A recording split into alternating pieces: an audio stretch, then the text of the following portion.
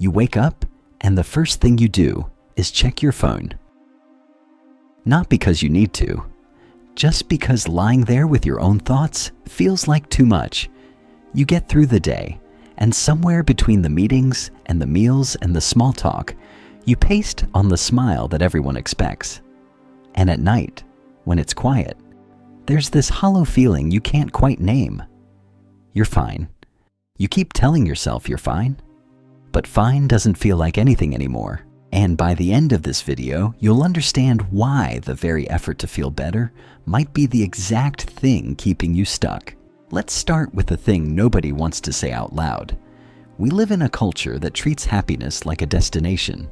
Like if you just optimize enough, hustle enough, think positively enough, you'll finally arrive somewhere worth being. There are entire industries built on this premise. Wellness apps, self-help bestsellers, morning routines that promise to transform your life in 60 minutes or less. And most of us have tried some version of it. Maybe you've journaled your way through difficult seasons. Maybe you've meditated, or exercised, or done the gratitude lists. And sometimes those things help. But sometimes, in the quiet moments, when you're really honest with yourself, you notice that you're exhausted in a way that sleep doesn't fix. That the pursuit of feeling better has started to feel like another job you're failing at. The philosopher Albert Camus once wrote that the absurd is born out of the confrontation between the human need and the unreasonable silence of the world.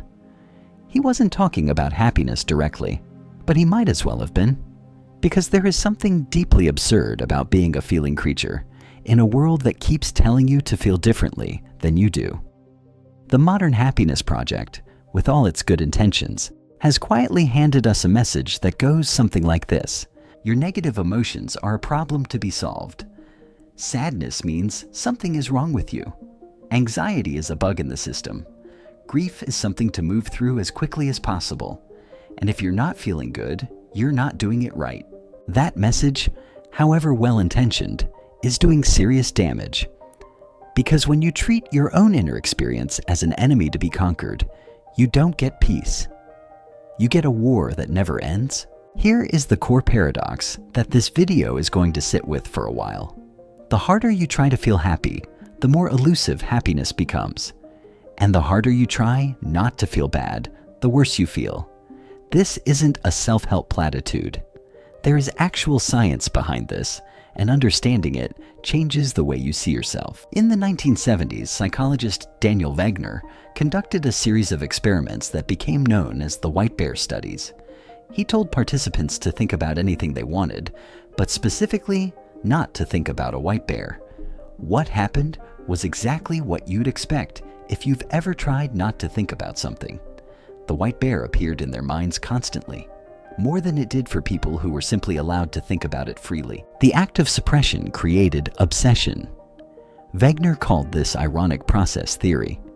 When you actively try to suppress a thought or a feeling, part of your brain has to keep monitoring for that very thing, which means it keeps bringing it back up. It's a loop. The harder you push, the more it returns. Now take that finding and apply it to emotions.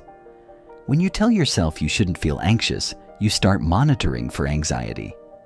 When you tell yourself you need to be happy, you start scanning for evidence of happiness, which means you're simultaneously scanning for its absence. And every moment you don't feel the way you're supposed to feel becomes a small confirmation that something is wrong with you.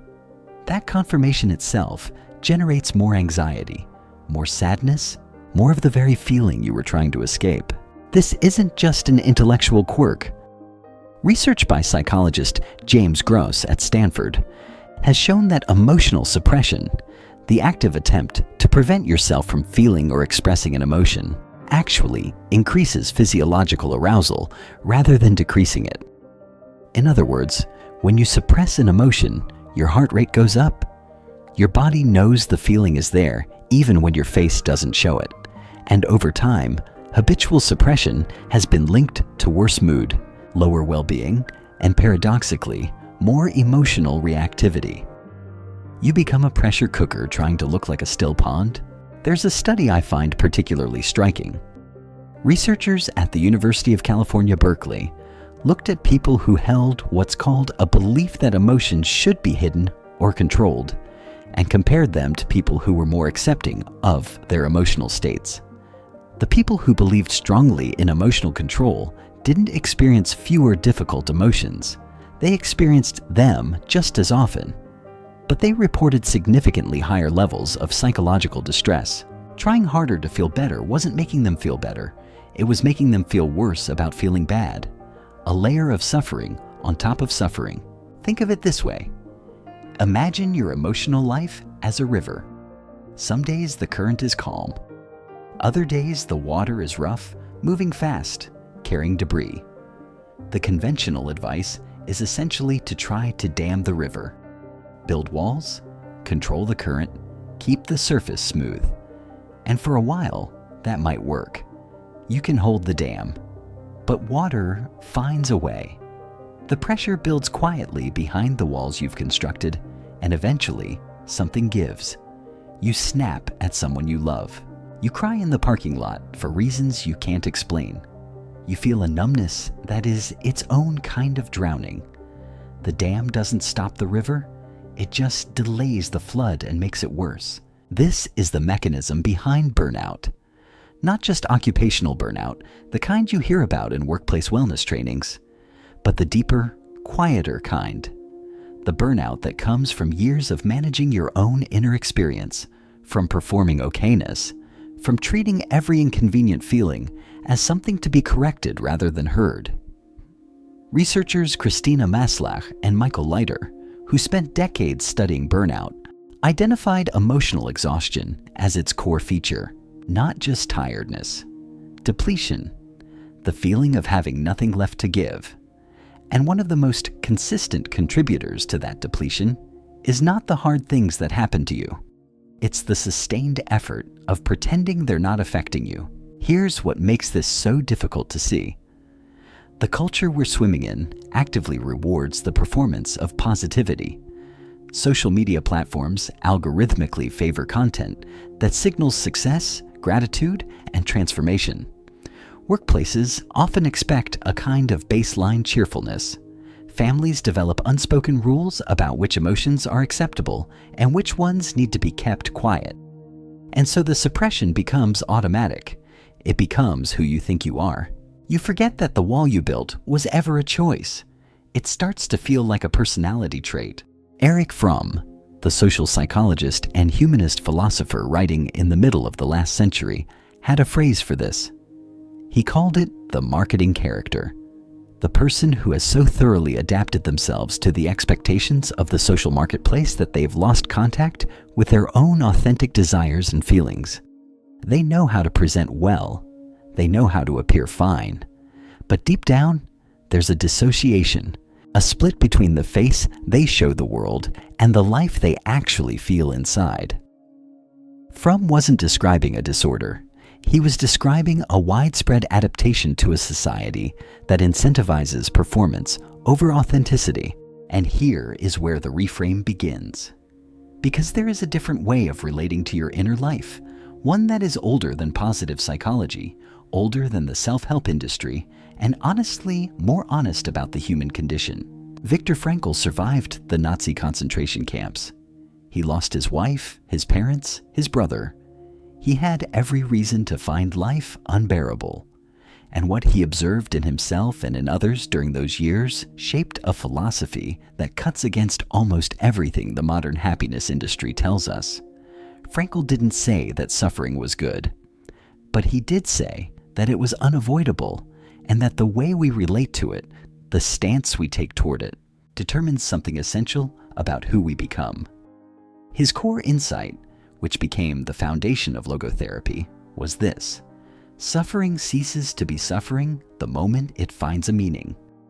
Not when it's fixed, not when it goes away, when it finds a meaning. That's not the same as toxic positivity. Frankl wasn't saying, look on the bright side. He was saying something much harder and much more respectful of the full weight of human experience. He was saying that the question isn't whether you'll suffer. You will. The question is whether you'll relate to that suffering with openness, or whether you'll spend your life at war with the fact that you feel things. The Stoics understood this differently, but arrived somewhere similar. Marcus Aurelius, a Roman emperor who was also, quietly, one of the most psychologically sophisticated writers in history, kept a private journal that we now know as the Meditations. He wrote it for himself, never intending it to be published. And what you find in those pages isn't a man who has conquered his difficult emotions. It's a man in ongoing negotiation with them. He writes about the exhaustion of public life, the frustration of dealing with people who disappoint him, the fear of death. But woven through all of it is a practice, not the practice of feeling better, the practice of seeing clearly, accepting what is true, working with what is real rather than what you wish were real. The Stoic concept of prohairesis is worth pausing on. It refers to the sphere of what is up to us, our choices, our responses, our interpretations. The Stoics weren't saying you should feel nothing. They were saying that trying to control what happens to you, including what you feel, is a fool's game. What you can do is choose how you orient yourself toward it. And that shift, from control to orientation, from suppression to engagement, is enormous. Carl Jung went even further. He introduced the concept of the shadow, the part of ourselves we refuse to look at, the emotions we've declared unacceptable, the traits we've disowned, the feelings we've buried because somewhere along the way we learned they weren't allowed. Jung's argument was that what you refuse to acknowledge doesn't disappear. It goes underground. And from underground, it runs the show. The anger you never express shows up as passive withdrawal. The grief you never allowed yourself shows up as a free-floating heaviness you can't attach to anything. The fear you've armored over shows up as control, or perfectionism, or an inability to rest. Jung wrote that one does not become enlightened by imagining figures of light, but by making the darkness conscious. In other words, the path forward isn't brighter lights. It's more honest vision. So what does this actually look like in practice? Because understanding these ideas intellectually is one thing. Living them is another. I know that from experience. I've been in the place where I understood that suppression was counterproductive, and I understood it fully in my head, and then I kept doing it anyway, because it felt safer than the alternative. The first invitation, and I want to frame these as invitations rather than instructions, because you are the expert on your own life, is this. Notice when you're performing okayness, and get curious about what's underneath it. Not to fix it, just to notice. When someone asks how you are and you say, "I'm good" on autopilot, pause for just a second and ask yourself what's actually true. You don't have to say it out loud. You don't have to tell anyone, but just locate it honestly inside yourself. This is what the psychologist Tara Brach calls RAIN. Recognize what's happening. Allow it to be there. Investigate it with kindness. Nurture yourself through it. Not a cure, not a solution, just a different relationship with what's real. The second invitation is to question the story you're telling about your difficult emotions. We almost always layer a narrative on top of a feeling. The feeling is anxiety. The story is something is wrong with me for feeling anxious. The feeling is sadness. The story is I shouldn't still be sad about this. The story is often where the real suffering lives. The emotion itself, if you can actually sit with it without the narrative, is usually more bearable than the story makes it sound. Research by psychologist Lisa Feldman Barrett shows that our emotions are constructed, not detected. The brain is predicting, based on past experience, what a sensation means, which means the meaning is not fixed. You have more authorship over the interpretation of your experience than the culture of forced positivity lets you believe. Not unlimited authorship. Not the power to just decide to feel fine, but real authorship. The third invitation is to ask yourself this question. What would it mean to have a good relationship with this feeling, rather than to get rid of it? Imagine your anxiety or your sadness or your restlessness as a person standing at your door. What are they trying to tell you? What do they need? Because emotions, including the difficult ones, are usually carrying information. Anxiety is often pointing at something that matters to you, something you care about protecting or building. Sadness is often the shape of love with nowhere to go, the evidence of how much something meant. Even anger, which we so often suppress, is often pointing at a boundary that's been crossed, a value that's been violated. Emotions are not the enemy, they are messengers. And when you keep refusing to answer the door, they don't leave. They start banging harder. I want to be honest here. This is not easy work. Knowing these things doesn't make it automatic. I've had sessions with these ideas that felt genuinely transformative, and I've had mornings where the old armor went right back on before I even noticed. The gap between intellectual understanding and embodied change is real, and it's wide. There's no shortcut across it. What there is practice, repetition, patience, and probably some conversations with people you trust. Because there's something else worth naming. A lot of the emotional suppression we do started as an adaptation that made sense. At some point in your life, maybe in childhood, maybe in an environment that wasn't safe, hiding what you felt was the right call. It protected you. The problem is that protective mechanisms don't automatically update when the environment changes. What was a smart adaptation at age 8 can become a prison at age 30. The psychologist Bessel van der Kolk, whose work on trauma and the body is some of the most important in recent decades, puts it this way: the body keeps the score. The suppression lives in you not just as a habit of mind, but as a habit of the nervous system. And changing it isn't just about thinking differently. It's about slowly, carefully, teaching your body that it's safe to feel again. This is why forcing happiness is not just ineffective. It's exhausting in a very specific way. It requires ongoing energy. Every moment you spend holding the dam requires fuel, and that fuel comes from somewhere. It comes from your creativity, your capacity for connection, your ability to be present in your own life. The burnout isn't incidental, it's structural. You cannot sustain a long-term war against your own inner experience without eventually running out of ammunition. And here is the core insight I want you to carry out of this. Emotional acceptance is not giving up. It is not resignation. It is not saying, "I'll just feel bad forever." It is something much more active. It is the decision to engage with your life as it is, rather than spending all your energy on the version you think you're supposed to be living. The willingness to feel what's real opens up space that suppression permanently forecloses. And in that space, something more honest than forced happiness becomes possible. Not transcendence, not the end of difficulty, just genuine contact with your own experience, which turns out to be more sustaining than any amount of manufactured positivity. There's a line by the poet Rainer Maria Rilke, from his Letters to a Young Poet, that I have thought about many times. He wrote, "I would like to beg you, dear sir, as well as I can, to have patience with everything unresolved in your heart, and to try to love the questions themselves as if they were locked rooms or books written in a very foreign language. Don't search for the answers, which could not be given to you now, because you would not be able to live them. And the point is, to live everything. Live the questions now. Perhaps then, someday far in the future, you will gradually, without even noticing it, live your way into the answer. Live the questions. Not solve them, not suppress them, not perform your way past them. Live them. That is not a passive instruction.